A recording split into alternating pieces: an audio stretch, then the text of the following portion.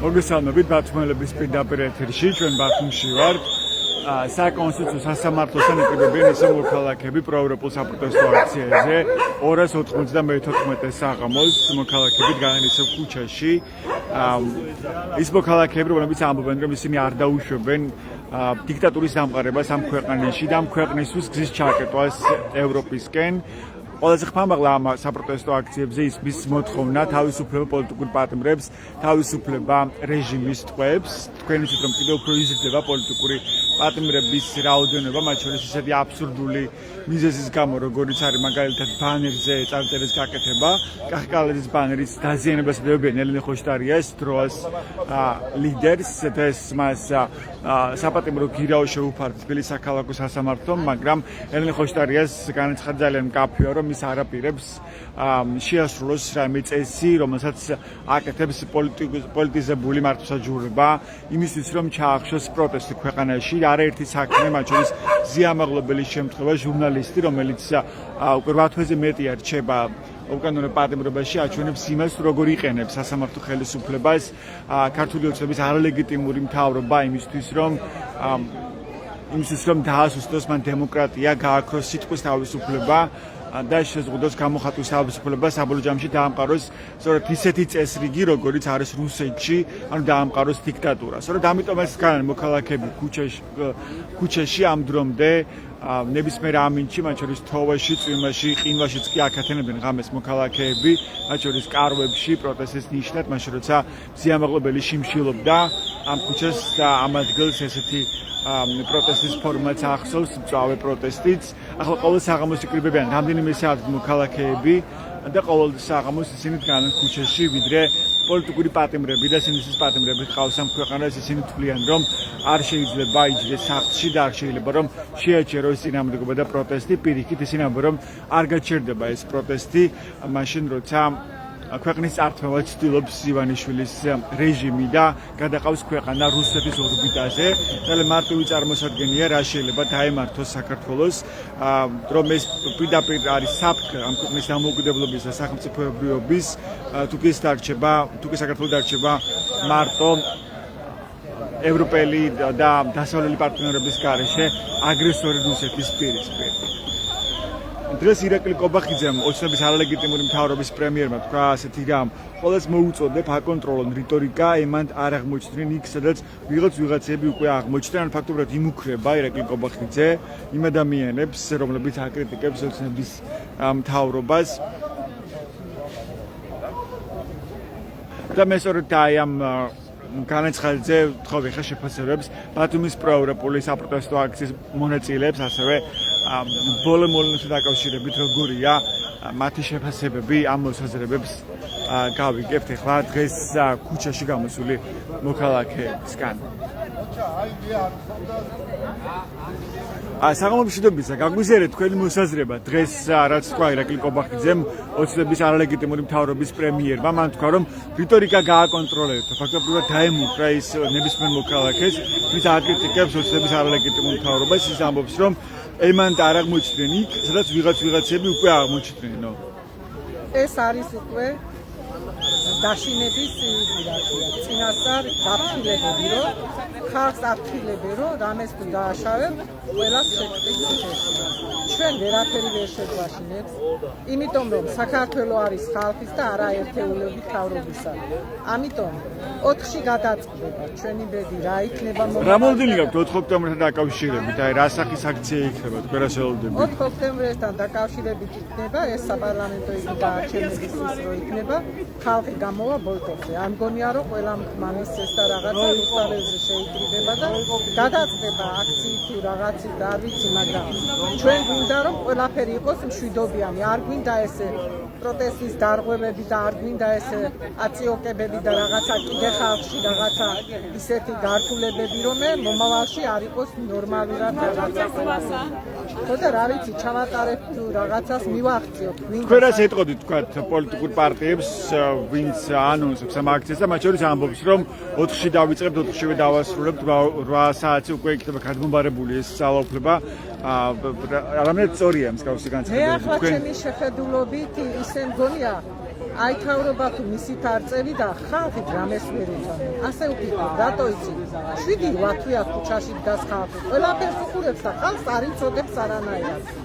მათ ჯიბეს ეწიკებია, მათი პოლიტიკურ ამბებს და კიდე გვაშინებენ. აი, მე-7 მე-8 თვეა და კიდე ხალხს ეწოლა და კიდე შიში და კიდე რა ვიცი, უკვე მოახლოებულია და ხალხი დაამშვიდონ იმის მაგივრად, კიდე ზეწოლას უკეთებს ხალხს, რომ თუ განაგრძობთ ამ შემთხვევებს და რაღაცა შეეხებით პოლიტიკური გენს, დაჟე სიტყვის უფლებაც არ აქვს ხალხს, რომ ზედმეტი გლახა სიტყვა. რიტორიკა გააკონტროლეთო, ყობახიძე გეუბნება. იმიტომ არ თქვა ზედმეტი რამე, რომ ყველა ციხეში მოხდებითო. ეს ციხე კი არსო და რა ვიცი, ადგილები თუ დარჩება, მოხდეთ, არა ბაზარი. აი, მე ასე ვფიქრობ, 4-ში მერთო ჩვენ უხალოდ ყველაფერი კარგი და საქართველო გადაარჩინდა. გამოვტაცოთ სახელიდან ხალხმა ეს საქართველო. საქართველო ხალხის იყო და იქნება ბოლომდე. არ იფიქროს არც ერთმა მთავრობა, ბევრმა იფიქრა რაღაცა, მაგრამ ბევრმა გადავა და წევიდა და ძალიან მთავრობასაც რომ ისეთი რევოლუცია არ მოახდინოს, რომ ხალხს ეხვალდაზე კიდე საგანგაშო რამე დარჩეს მომავლისთვის. დიდი მადლობა. ეს ლეილე მორთულაძე იყო. თქვენ მას უსმენთ. ქაბადონ დარიჭენ. თქვენ რა მოლოდინი გაქვთ 4 ოქტომბერთან დაკავშირებით და რა უნდა გააკეთონ ამ დროს პოლიტიკოსებმა, პოლიტიკური პარტიების ამოცანა რა უნდა იყოს? თვითონ გააკონტროლონ თვითონ თავისი რიტორიკა. ანუ ირაკლი ყობახიძეს უბრუნებს თქვენს ერთხელ უკვე ვთქვი, ირაკლი ძალიან კარგი ბიჭები ხარ. მოусმინე მაგის გადაცემას, იმედს ძალიან არ უყურებ, მაგრამ დამაინტერესდა რომდენი როგორი შვილები ყავდა, ხო?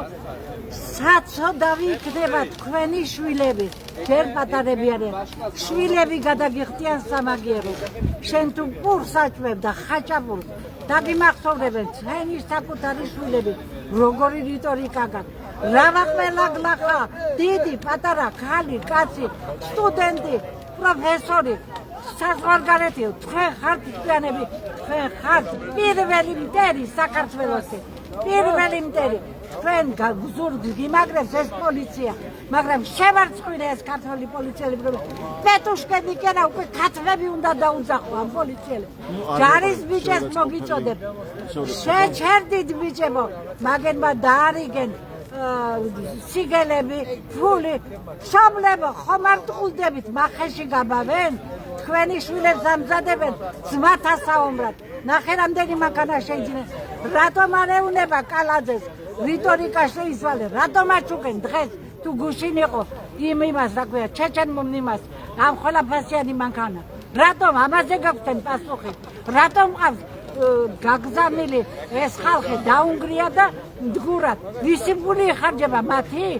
ივანიშვილო, ხომ გეუნებოდი, შენი ანებს მიხედე, შენ ვერტალიოტით დაფრინავდა და შენი პარლამენტის სასეირნოდ სახელმწიფოთვის ვინავი დაფრინავ. მიხედე, სანამ ტყავი არ გაგაძრეთ, გააძრე ამათ ტყავი. აი ხო შეჭამენ, მოატანინე კაცური სახელი მაინც დაიდოვე ამ სიმერეში, რომ რაღაცა კაი გაუკეთე ამ საქართველოს. გაატყავე ესენი, შენი პარლამენტარები, ხო და გადაეცი სახელმწიფოს. და მოაწესრიგე ეს ქვეყანა, რა გააკეთე კარგი, ჯანხი, შვილები გაგვილახე, შვილები მოგვიკალე. გამოდით ხალხო გარეთ, გამოფხიზნით ჯარისკაცის მშობლებო, პოლიცია გამოფხიზნი, ხომ ხედავ, პოლისტილოებად გაქციეთ, ფეხს გასწმინდავეთ. იგენი კი არიან, იმგეს კიდო იმდენი აქვე, შენახული რომ კიდო იცხოვრებენ და თქვენ ფეხს გასწმინდავეთ. გაფრთხილდით. ხელი არ აიღოთ ჯარისკაცებო, ხელი არ აიღოთ არც პოლიცია და არც იმან 4-ში არ გაელახოთ ვინმე.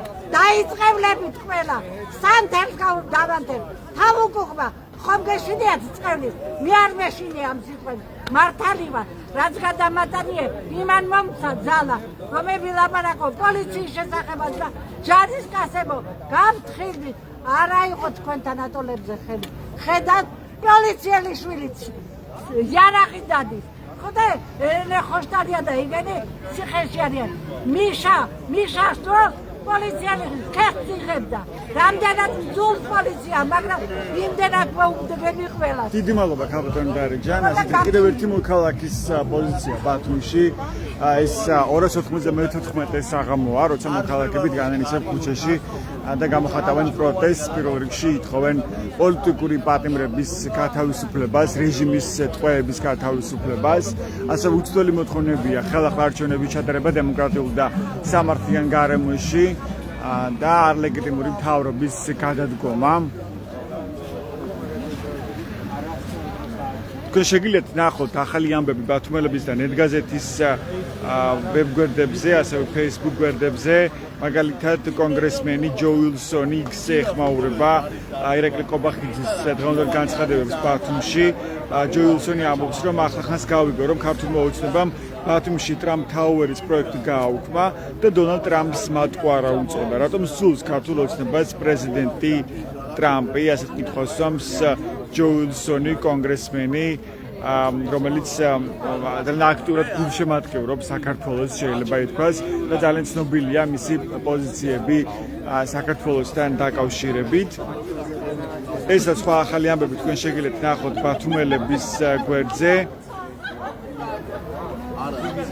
და დღეს ირაკლი კობახიძე უცნობის არალეგიტიმური მთავრობის პრემიერი ამბობდა, რომ ყველას მოუწოდებო აკონტროლო რიტორიკა, ემან არ აღმოჩნდნენ იქ, სადაც ვიღაცეები უკვე აღმოჩნდნენ, რომ მე დღეს ამ განცხადებასთან დაკავშირებით ინტერესები აქციის მონაწილეების დამოკიდებულებებით. მოგესალმებით, შეიძლება რომ გაგისაუბროთ? გამარჯობა. მაგრამ ირაკლი კობახიძის შესახებ მინდა კითხოთ, რომელმაც დღეს განაცხადა, რომ ყველას მოუწოდებ აკონტროლონ რიტორიკა, ემან არ აღმოჩნდნენ იქ, სადაც ვიღაცეები უკვე აღმოჩნდნენ. თქვენ როგორ აღიქვამთ, თქვენ როგორ იგებთ ირაკლი კობახიძის ამ განცხადებას? ჯერ იმას ვიტყოდი, რომ უბრალოდ თვითონ არიან შეშინებულები აი იმ განწყობების გამო, რაც ადამიანებში უკვე მომწიფდა და სხვადასხვა ფრაზების სახით ვლინდება. ერთი ამას ვიტყოდი და კიდევ იმასაც ვიტყოდი, რომ საერთოდაც არანაირი მნიშვნელობა არ აქვს, ვინ რას იტყვის, ანუ მათ გადაწყვეტილებაზე არის მაინც ვისაც უნდა ისე რაც იქ მოხდებიან, სადაც თვითონ უნდათ რომ მოხდნენ, ანუ თვითონ ფლობენ ამ ძალაუფლებას და აშინებას ცდილობს ამით ირაკლი კობახიძე მოქალაქეებს. მაგრამ მას აშინებს პროტესტი, რომელიც არ წყდება და უწყვეტია. თქმა უნდა, პროტესტიც აშინებს. ეს საპროტესტო აქციები. ეს საპროტესტო აქციები რა ფაზაშიც გადადის, რომ ეს ბრაზი უფრო და უფრო იმატებს და უსამართლობის წინააღმდეგ ადამიანები უფრო და უფრო მობილიზებულები ხდებიან და უფრო მეტ წინააღმდეგობას უწევენ. ესეც აშინებს და რავი, ანუ თან მგონია რომ აი ამ რაღაცეებით, აი ამ განცხადებებით წინასწარ ცდილობენ რომ შიში დათესონ ადამიანებში, რომ ამით განეიტრალონ ის მდგომარეობა, მაგრამ მე მგონია რომ მაგას აზრი არ აქვს რა. თქვენ ახსენეთ ახალ ფაზაში გადადის ეს წინააღმდეგობა. რა ფაზაში გადადის? და თქვენი აზრით რა იქნება სწორი? რა სჭირდება ახლა წინააღმდეგობას? რასაც ახლა ვაკვირდები არის ის, რომ ადრე იყო უფრო თითქოს და ადამიანები უბრალოდ აფიქსირებდნენ იმ ყველაფრის მიმართ უკმაყოფილებას, რაც ხდება ქვეყანაში და მშვიდობიანი ძალიან და აი ესეთი პროტესტი, სადაც უფრო სხვადასხვა როლში ვარ და რაღაც და ახლა თითქოს შეიცვალა ეს განწყობები და უკვე აი მკაფიო გახდა ის, რომ ადამიანებს აღარ ეშინიათ და ამბობენ, რომ თუ თქვენ ჩვენ გვერჩით, ჩვენ შეგვიძლია რომ თქვენ გერჩოდეთ. და ანუ ეს განწყობები არის შეცვლილი, რასაც მე ვაკვირდები. და რა ჭირდება ახლა წინააღმდეგობას? თქვენ როგორ ხედავთ ამ პროცესის განვითარებას, რომ მოხერხდეს დემოკრატიის და საბოლოო ჯამში ამ ქვეყნის გადარჩენა, იმიტომ რომ უკან არიხევს ივანიშვილის რეჟიმი, ის ხელშია მიტაცებული ძალაუფლება, ის ამკაცრებს რეპრესიულ მიდგომებს, ხო, აკავებს კიდევ უფრო მეტად ადამიანს, მათ შორის კიდევ უფრო მეტად და აბსურდული მიზეზების გამო, თქვა ბანერზე გაკეთებული წარწერის გამო დააკავეს ელენე ხოშტარია, მანამდე დააკავეს მიგდი ესამიძე, რომელიც გაუშვეს კიდევ გრძელდება ამ საქმის სასამართლო გამოძიება.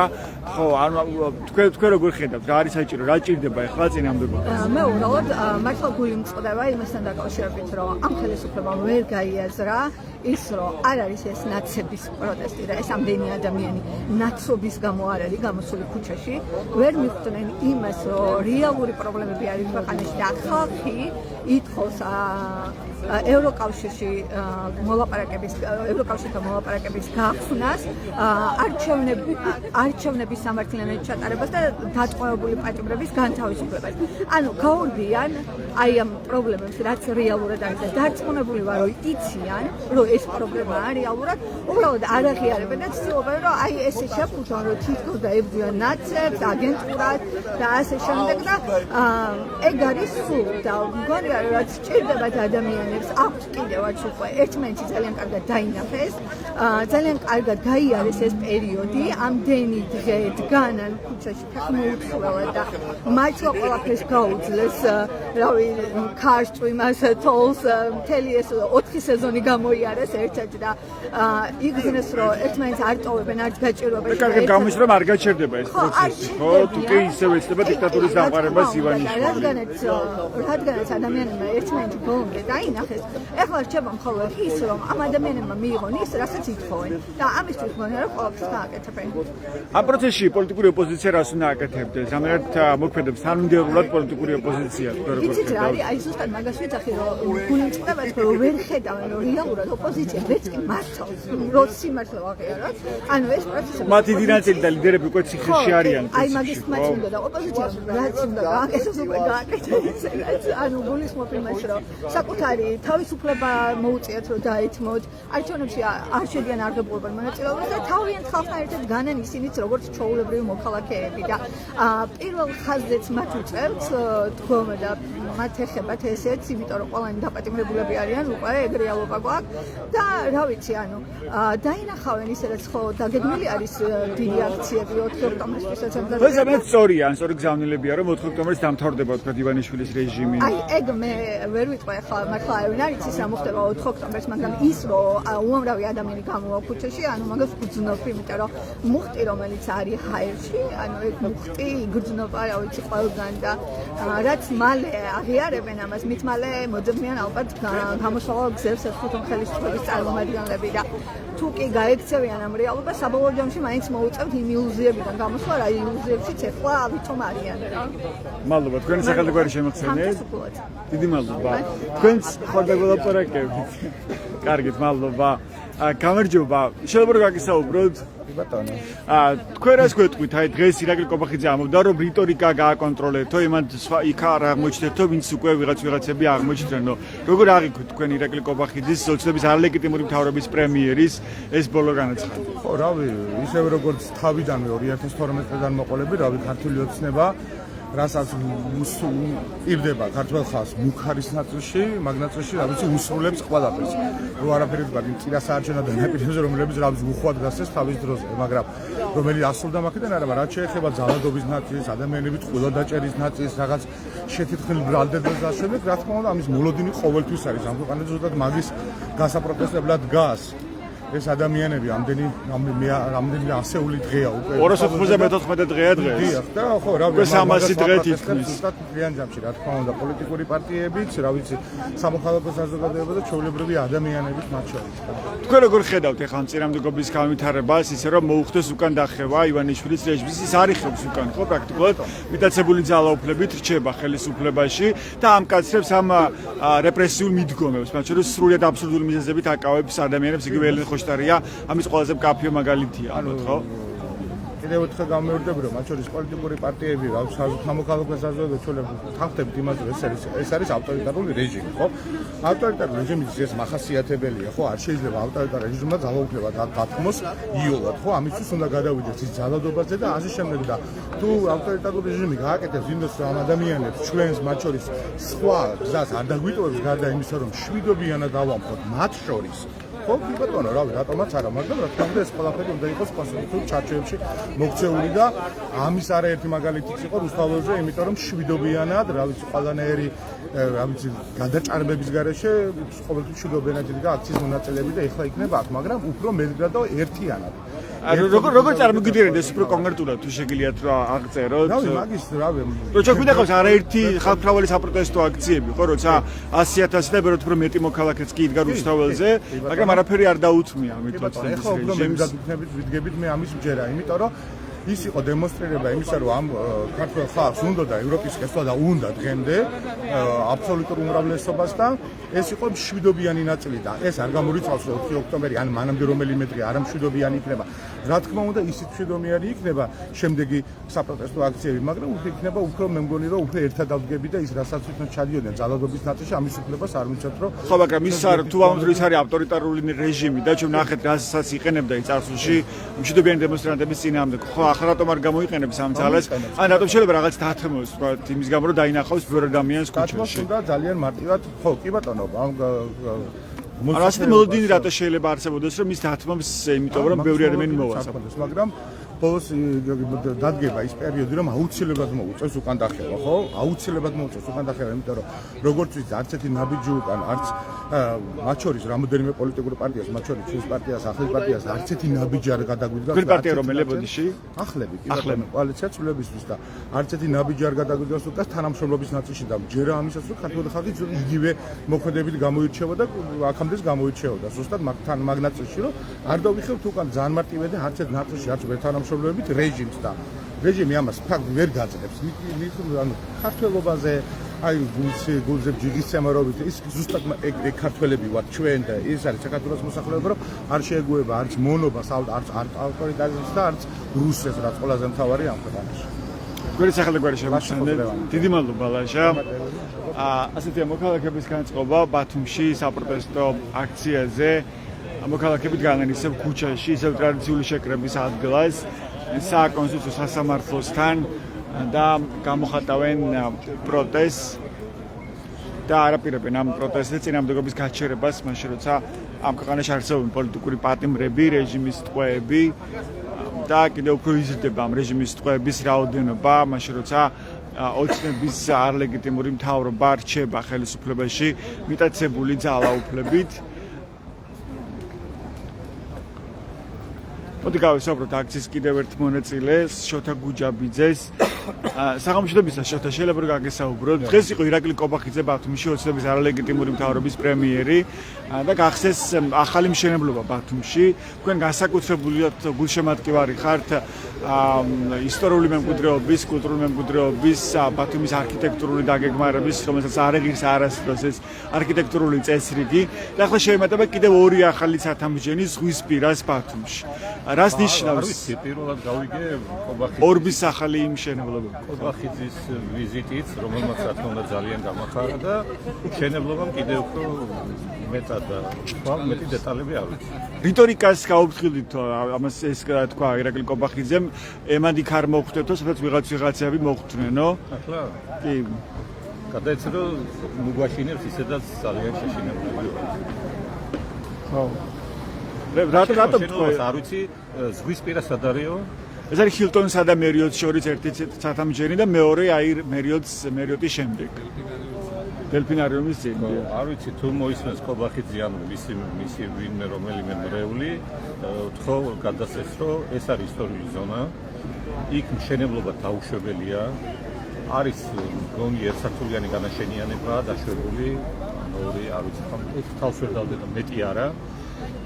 შესაბამისად ნებისმიერი ცათამბჯენი მშენებლობა არის სისხლის სამართლის დანაშაული და დიდი იმედი მაქვს რომ არც თუ ისე გვია ბატონი კობახიძე როგორც დანაშაულში თანამონაწილე ამისთვის პასუხს არ აქვს. არა მარტო კობახიძე პასუხი არ დაწყდეს, ბევრი მისი ფაძელნიკი არის მსგავს საქმიანობაში შემჩნეული, როგორც აჭარის მთავრობის თავმჯდომარიდან დაწყებული მისი ბევრი წარმომადგენელი, ისე კულტურული მემკვიდრეობის სააგენტო, ისე მერია და ალბათ კიდევ ბევრი დამნაშავე არის, მე ვგულისხმობ კულტურულ მემკვიდრეობას და მის დაცვას, რომელიც სხვასთან შედარებით კარგად ვიციან. აქ ზუსტად შემიძლია გითხრათ, რომ დოკუმენტებით ახლა გადაგრალო და კანონებით პირდაპირ შემიძლია ვთქვა, რომ შენობა არის დანაშაული და ის არ შეიძლება შენობა. შესაბამისად ახლა ეგ არაფერი არ არის, არც ხელისხლება არ შეიძლება. არ დამისარ რაღაცა ეკოლოგიური საფრთხეები არის, ვიცით რომ მას შემდეგ რაც ტბის ახლომახლო მშენებლობები დაიწყო, ტბაში წყლის დონემ დაიწია, მისი შემადგენლობა გაუარესა, სიცოცხლე მოკლა და ასე შემდეგ. აქ მე უბრალოდ სხვა სპეციალისტების დასკვნას გავიმეორებ, რომ ეს პირდაპირ კავშირში არის ტბის სიკვდილთან, ასე რომ ტბა ეს არის რაც სამყარო გაჩნდა, მას შემდეგ ცოცხალი არის ეს ტბა და ბოლო წლებში საშინელ მდგომარეობაში არის და ეგ ეკოლოგიურ მდგომარეობაში. ეს უკავშირდება ამ მშენებლობებს ტბის მე როგორც სპეციალისტების დასკვნა, იმიტომ რომ ის იკვებება ზღვიდან, გრუნტის წყლებით და ასე შემდეგ და შესაბამისად ეს არხები ახლა ჩაჭრილი არის და იქ არის მომწავლელი მცენარეები იზრდება ჟანგბადის შემცველობა არის შემცირებული წყალში, სიცოცხლე გაქრა, თევზები აღარ არიან, დონემ დაიწია, დაჭაობდა და ასე შემდეგ და მე მგონი რომ ამაზე ხელისუფლებას პასუხი არ ქონია. თუ კი ვინმე შეკითხვით მიმართა, განსაკუთრებით თქვენმა კოლეგებმა, სულ პასუხობდნენ რომ არ ვიცით ეგ ყველაფერი უნდა გამოვიკვლიოთ და ამას ამდენი წელი არის გასული და რა თქმა უნდა არც არაფერი არ გამოვიკვლიოთ, პირიქით თავად ამძიმებენ. ბოლო წლების ტენდენცია როგორია ბათუმში, მოდით ეს უთხარით ჩვენს მაყურებელს, მას შემდეგ როცა იცვლება ძალიან ბევრი მერი, არჩეული მერებიც კი ტოვებენ ისე თანამდებობას, რომ არც კი განმარტავენ, დატომტოვებენ ამ თანამდებობას, რა იცვლება აი არქიტექტურული განშენიანების, არქიტექტურული წესრიგი შექმნის თვალსაზრისით და კულტურული მემკვიდრეობის დაცვის თვალსაზრისით. უარესდება, რამე უმჯობესდება თუნდაც ფორმალურ დონეზე, როგორია ტენდენციები?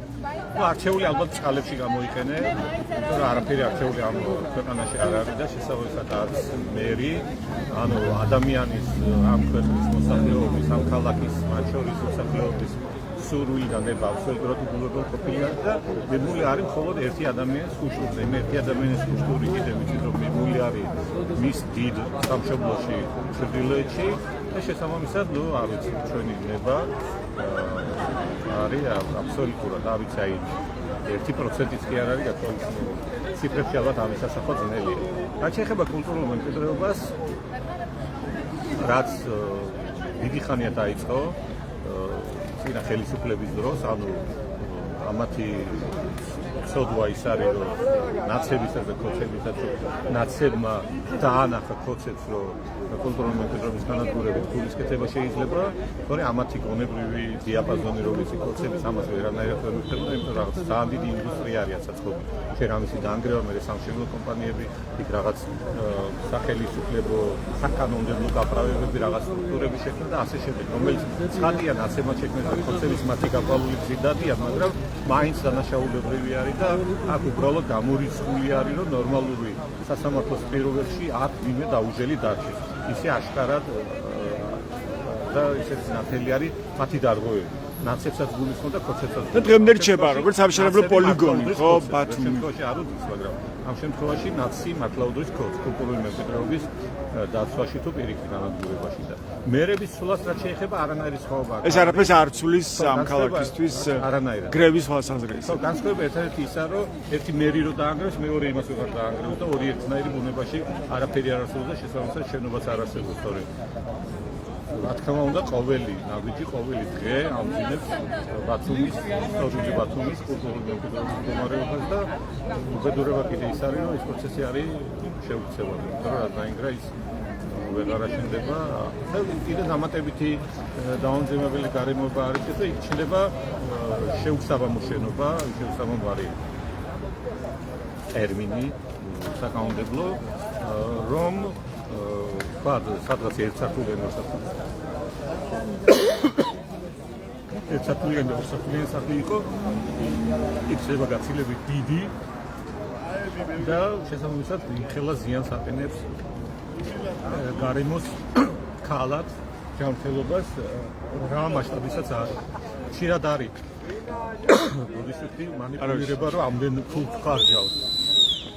ამდენი ფულის დახარჯვა ცხადია ერთი მომენტი, იმიტომ რომ დიდი ფულის დახარჯვა შეიძლება რომ უფრო დიდი ზარალი მიაყენო და ასე შემდეგ.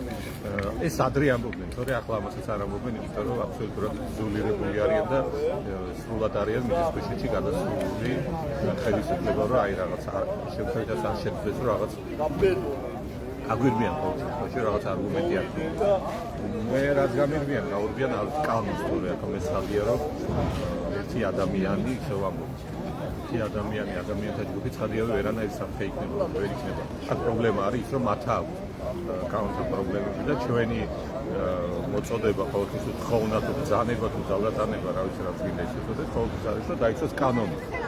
რაც პირიქით უნდა იყოს თვითონ უნდა მოგიწოდეს ჩვენ სახელმწიფო, რომ ჩვენ არ დავარღვიოთ კანონი და ქოცების შემთხვევაში იცი რომ ყველაფერი უკუნა. დიდი მადლობა. ეშოთა გუჯებიძე იყო ფოტოხელოვანი და ისტორიული მემკვიდრეობის აქტიური დამცველი, აქტიური მოქალაქე, თქვენს პოზიციებს ისმენდით ჩვენს პირდაპირ ეთერში. ეს ბათუმის საპროტესტო აქცია, ვინც ახლა შემოვარდა ჩვენს პირდაპირ ეთერს და გეტყვით, რომ ეს არის პროევროპული აქციების 294 საღამო ბათუმში ისევ საკონსტიტუციო სასამართლოსთან არიან მოქალაქეები შეკრებილი და ისევ ითხოვენ პირველ რიგში პოლიტიკური პატიმრების, სინდისის ტყვეების გათავისუფლებას. ისევ უცვლელი მოთხოვნა ხელახლა არჩევნების ჩატარება დემოკრატიულ და სამართლიან გარემოში და არლეგიტიმური მთავრობის გადადგომა მოთხოვნებით ისევ დგანან მოქალაქეები ქუჩაში.